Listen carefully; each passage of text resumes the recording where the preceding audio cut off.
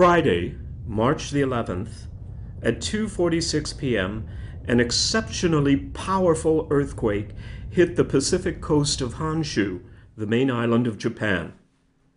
At 3:36 p.m., less than an hour after the earthquake, a tsunami swept over the coast. The waves went all the way up to 10 kilometers inland. Result: over 20,000 people dead or missing, destroyed towns, ports and land devastated. Nuclear power plants were also affected, one in particular, namely the Fukushima Daiichi. Fukushima Daiichi is 250 kilometers northeast of Tokyo. The nuclear power plant has 6 reactors, each reactor successively commissioned during the 1970s. Units 1, 2, and 3 were operating at full power. The core in Unit 4 was unloaded. Units 5 and 6 were in cold shutdown. Fukushima reactors have a different technology than the pressurized water reactors built by the French operator EDF. They are boiling water reactors called BWRs. We say reactor because the heat in the core is produced by fission reactions. Boiling water because the water that removes the heat from the core turns into steam, and the steam goes directly to the turbine. The turbine drives the generator that produces electricity. Afterwards, the steam is condensed with the help of a seawater cooling system and returns to the core.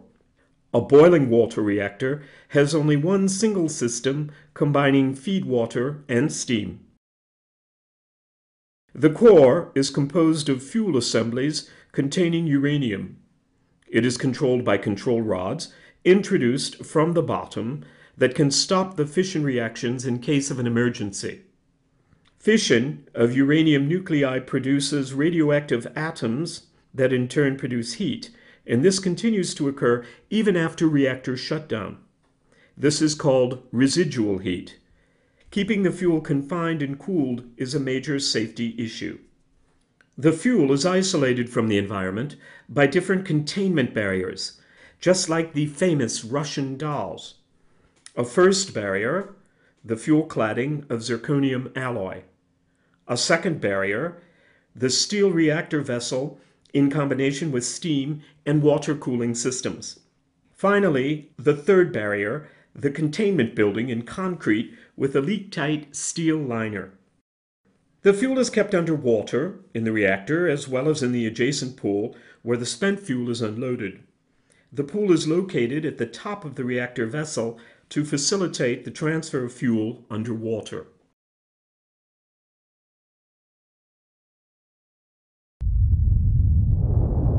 When the earthquake hit the coast, seismic sensors triggered the insertion of control rods. Although fission reactions stopped, the residual heat had to be removed. The off-site power supply was lost, and the emergency diesel generators took over automatically. They supply electricity to the backup systems needed for core cooling.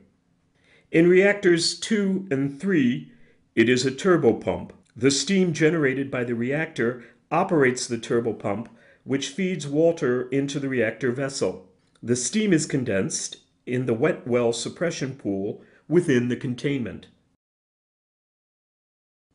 In reactor 1, there was no turbopump, but a heat exchanger, which condensed steam from the reactor vessel. The condensed water was reintroduced into the reactor vessel by gravity. This heat exchanger provided core cooling by natural convection for more than 10 hours. Until then, everything seemed under control. However, Reactor 1, due to excessive cooling, forced the operators to temporarily isolate the heat exchanger in compliance with operating procedures. The tsunami wave arrived less than an hour after the earthquake. The waves went over the seawall, flooding the lower parts of buildings and disabled the emergency diesel generators. On Reactor 1, the operator was unable to reactivate the heat exchanger. The core was no longer cooled. it would be the first to melt. On units 2 and 3, the batteries were still operational. They operated some of the valves. The turbine-driven pumps ran for nearly 24 hours and then stopped.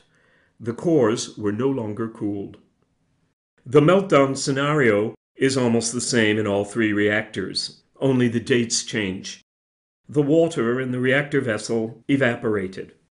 The fuel became uncovered.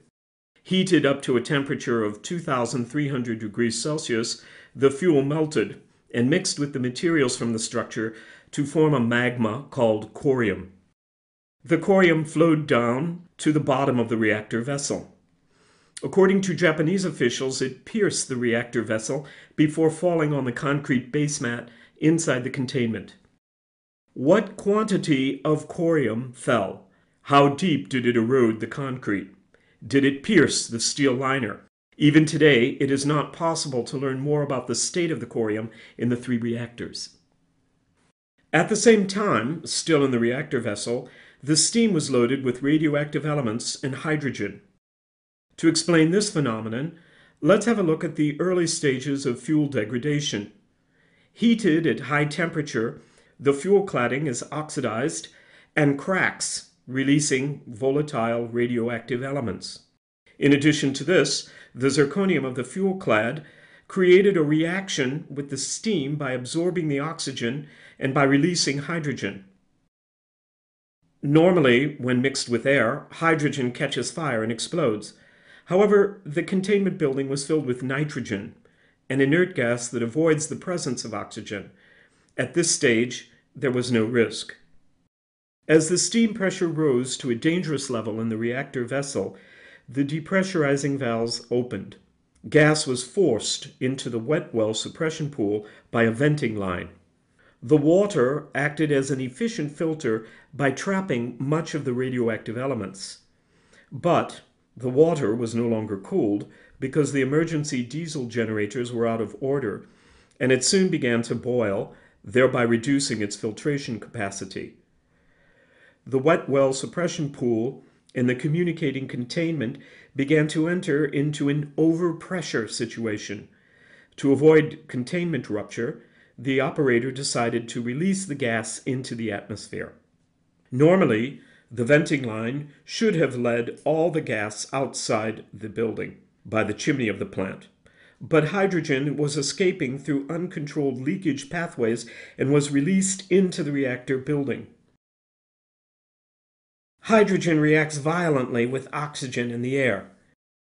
The explosion blew apart the frame at the top of the building, apparently without damaging the containment building.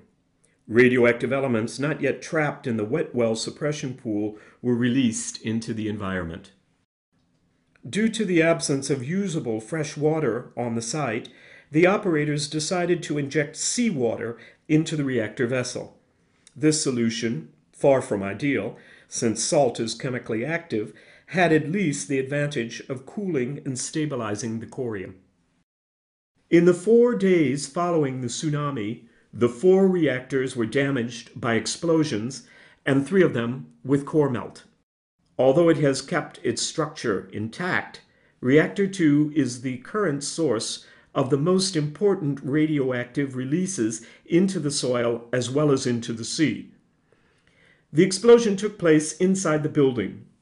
Operators have probably encountered difficulties depressurizing the containment, and the wet well suppression pool broke. This loss of leak tightness led to the discharge into the atmosphere of unfiltered radioactive elements and to the spreading of highly contaminated water in the buildings, leading to highly polluting discharges into the sea. The explosion of Reactor 4 was due to hydrogen, even though the core was completely unloaded. The hydrogen came from Reactor 3 via a joint pipe. The reactor's storage pools were also a great concern because they had lost their cooling systems, and in addition to this, they were not protected by any containment. Very little spent fuel was stored in Pool 1. However, there was much more in Pools 2, 3, and 4, especially Pool 4, which contained the equivalent of the 3 cores.